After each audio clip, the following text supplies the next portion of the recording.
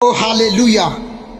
क्या आप सुन रहे हैं? तो मैंने खुदा से पूछा कि क्यों कोई नबी भी यूहन्ना से बड़ा नहीं है। खुदावन ने मुझसे कहा, मूसा ने कहा खुदावन यूं फरमाता है, एलिया ने कहा खुदावन यूं फरमाता है, यिर्मयाह ने कहा खुदावन यूं फरमाता है, हिजकियेल ने कहा खुदावन यूं फरमाता है, यूना ने कहा खुदावन यूं फरमाता है, आमूस ने कहा खुदावन यूं फरमाता है, अब्दिया ने कहा खुदावन यूं फरमाता है।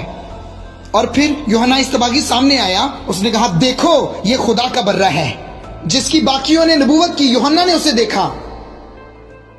क्या आप मेरी बात सुन रहे हैं? सुने, आपका बादशाही में बड़ा होना आपके पास यस्सु का जो मुकाशिफा है उसका नतीजा है। अगर आप यस्सु को नहीं देख सकते आप छोटे हैं, अगर आप यस्सु को देख सकते हैं तो आप बड़े हैं। तो आसमान की बादशाही में बड़ा होना इससे मापा जाएगा कि आप यस्सु मसीह को कितना जानते हैं।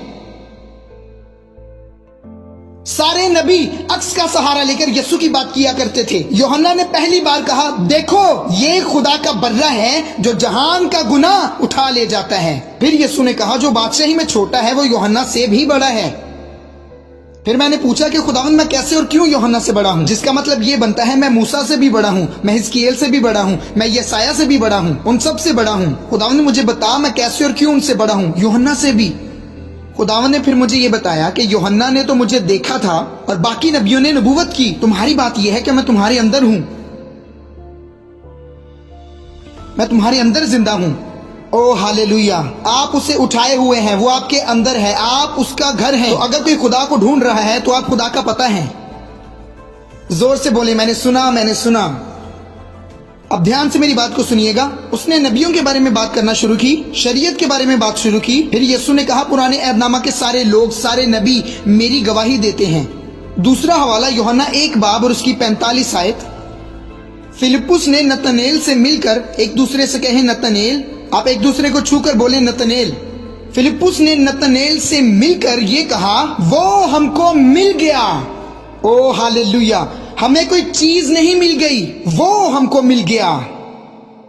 लोग चर्च में आते हैं चीजें पाने के लिए। चीजों को मत देखें, उसको देखें।